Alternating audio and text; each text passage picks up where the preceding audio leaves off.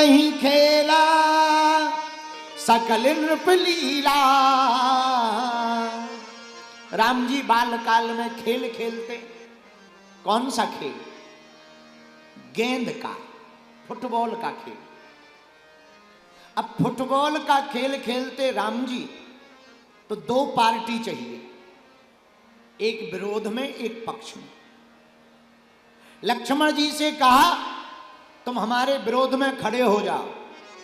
लक्ष्मण जी बोले भाड़ में गया, खेल हो या ना हो, हम आपके पक्ष में विपक्ष में खड़े नहीं हो सकते, आपके पक्ष में खड़े होंगे, सामना नहीं कर सकते, पक्ष में खड़े होंगे। राम जी ने भरत जी को कहा नहीं कि तुम विपक्ष में खड़े हो जाओ, आंखों से ही इशारा समझकर भरत जी विपक्ष में खड़े हो गए। एक तरफ राम जी, एक तरफ भरत जी। राम जी के साथ लक्ष्मण जी, भरत जी के साथ शत्रुघ्न जी। अब फुटबॉल का खेल शुरू हुआ।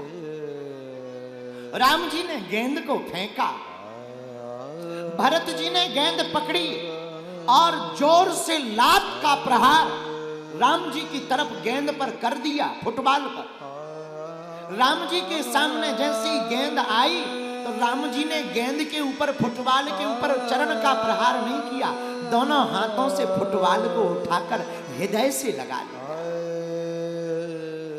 कान भरने वाले कितने खतरनाक होते हैं जरा देखना। राम जी के कान में जाकर के कान भरने वाला आदमी बोला, हे रघुनाथ, लगता है भरत जी तुमसे जीतना चाहते हैं, इसलिए तो विपक्ष में खड़े हो गए। राम जी कान भरने वाले की बात में नहीं आए, कान भरने वाले से बोले सुनो भैया, ये जो प्रश्न तुमने हमसे किया है यही भरत जी से जरा करके आओ। जब कान भरने वाला भरत जी के पास गया, भरत जी क्या तुम राम जी से जीतना चाहते हो? अरे देखो तो राम जी तुमसे बिल्कुल प्रेम नहीं करते, वरना तुम्हें अपने पक्ष में ले लेते, तुम्हें विपक्ष में खड़ा कर दिया। सबसे ज्यादा राम जी तो लक्ष्मण जी से प्रेम करते हैं। भरत जी की आंखों में आंसू आ गए। और क्या गजब के संत हैं भरत। रोते हुए बोले भैया हमें कोई फर्क नहीं पड़ता, हम चाहे पक्ष में रहें या विपक्ष में रहें, हमारे प्रभु का खेल पूरा होना चाहिए। चाहे इस तरफ रहे या उस तरफ रहे, खेल पूरा होना चाहिए, हमें पक्ष या विपक्ष से मतलब नहीं। ओहो, पर अब कान भरने वाला राम जी की तरफ आया। क्यों? भरत जी ने जवाब दे दिया। हाँ जवाब तो दे दिया, पर कान भरने वाले ने राम जी को फिर भरा। सरकार, लगता है भरत जी तुमसे फुटबॉल में जीतना चाहे। क्यों? तब तो इतनी जोर से चरण का प्रहार किया। लेकिन एक बात बताओ, क्या जब भरत जी ने इतनी जोर से फुटबॉल पर लात मारी तो आपने क्यों नहीं मारी? आप भी तो मार सकते थे, उस पार चली जाती, गोल हो जाता, आप जीत जाते। राम जी मुस्कुराते हुए बोले भैया, भरत जैसा संत जिसे ठोकर मार करके हमारे पास भेज दे, उसको फिर हम अपने पास से कहीं दुत्कार नहीं सकते, उसको कहां भगा सकते हैं। और भरत जी से पूछा क्या तुम जीतना चाहते? भरत जी बोले भैया हमने फुटबॉल पर जोर से लात इसलिए मारी।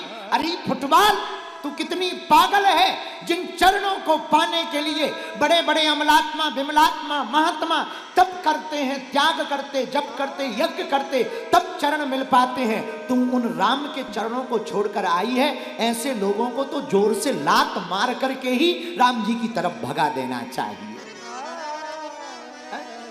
ये कान भरने वाले कान भरने आए, पर राम का और भरत का कुछ नहीं बिगाड़ पाए। इसलिए भैया कान भरने वाले लोग बड़े खतरनाक होते हैं, इनके चक्कर में मत पड़ना। पर गणेश जी से सीखना, कान बड़े हैं, कान का कच्चा नहीं, कान का सच्चा होना चाहिए।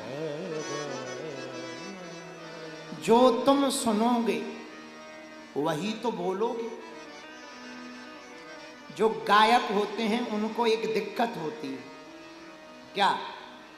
जिस राग को वो ज्यादा देर तक सुन ले, फिर वही राग के गीत अपने आप निकलते। वो कितनी भी कोशिश करें, बदलने में बड़ी कठिनाई होती है। तो जो तुम सुनोगे वही मुंह से निकलेगा। ये तय है। इसीलिए भैया अगर तुम प्रभु की कथा को सुनोगे तो भगवान का नाम ही मुख से निकलेगा।